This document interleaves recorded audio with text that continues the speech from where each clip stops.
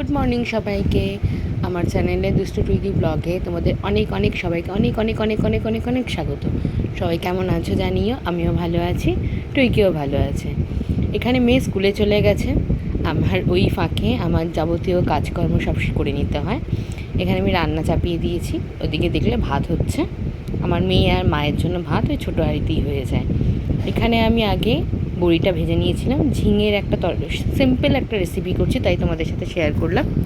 বড়ি ভেজে নিয়েছি, দিলাম তেলে 5 ফোড়ন আর একটা ছোট গোটা পেঁয়াজ ছোট করে কেটে দিয়ে দিয়েছি।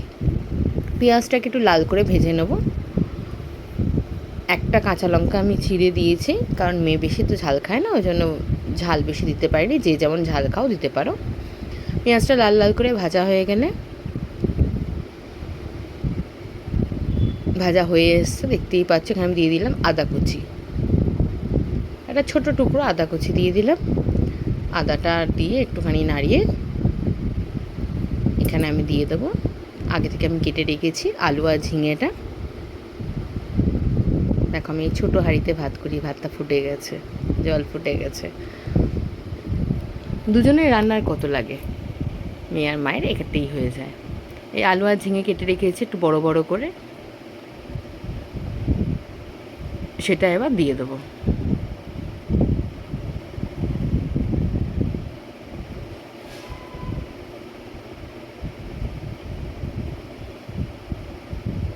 হ্যাঁ, যতটা আলু ঝিঙে আমি কেটে রেখেছিলাম দিয়ে দিলাম, দিয়ে একবার নাড়িয়ে নিচ্ছি।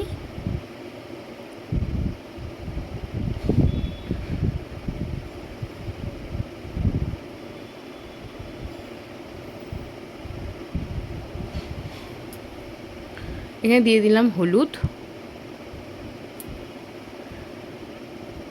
পরিমাণ মতো, দিয়ে দেবো এখানে জিরে গুঁড়ো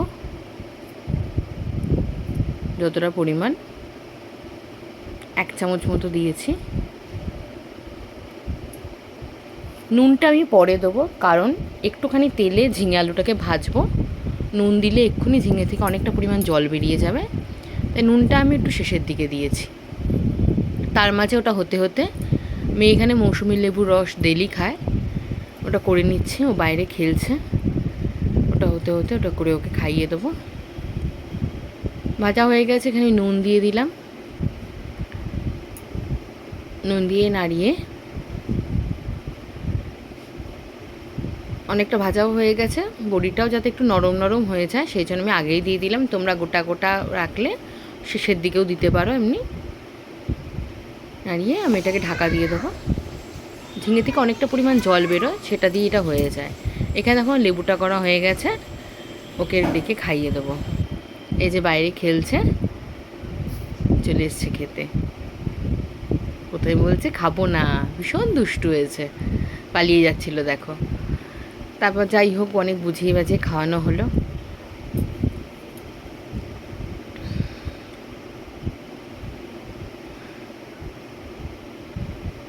স্কুল যাওয়ার ফাঁকে ওই ফাঁকে অনেকগুলো কাজ সেরে নিতে হয়, কারণ আসলে ওকে স্নান করানো, খাওয়ানো, অনেক কাজ থাকে। খাওয়াতে খাওয়াতে আমার এখানে ঝিঙের তরকারিও রেডি। ঝিঙে তাই একটু সামান্য, একদম হাফ চামচ, 1 চামচও না, খুব সামান্য একটু চিনি দিলাম, দিয়ে আমার এখানে ঝিঙের তরকারি রেডি। তোমরা এরকম একটা সিম্পল ঝিঙে দিয়ে তরকারি করে খেয়ে দেখো কেমন লাগে। রুটির সাথে তো দারুণ লাগে। আমার এখানে ভাতের সাথে ডাল হয়েছে বলে আমি একটুখানি ঝিঙে শুকনো শুকনো করে করলাম না। শেষ করে নিজের জন্য একটু চা করে আনলাম, ঘরে বসে একটু শান্তিতে খাবো। আমার মিনি ব্লগটা আমি এখানেই শেষ করছি। তোমরা কমেন্টে জানিও, সাবস্ক্রাইব করতে ভুলো না, লাইক কমেন্ট করতে, শেয়ার করতে। Thank you, tata.